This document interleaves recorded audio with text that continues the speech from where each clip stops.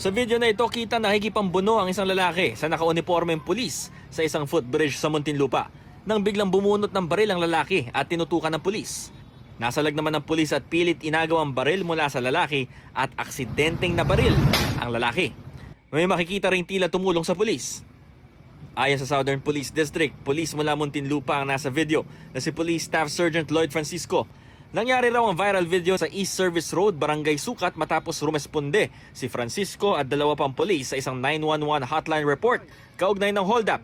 Base po sa salaysay ng biktima, nung magbabaan lahat ng sakay ng jeep sa tapat po ng isang gasolinahan sa East Service Road, Barangay Sucat, Muntinlupa City, ay biglang sumakay sa jeep ang suspect at agad nagdeklara ng hold-up habang nakatutok po sa biktima yung baril.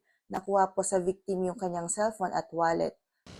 Sa footbridge na ito, tumakbo ang suspect matapos ang kanyang pang-hold up. Kaya dito siya hinabol at kinumpronta ng mga pulis. Hindi nagtamo ng anumang sugat o pinsala ang mga responding pulis.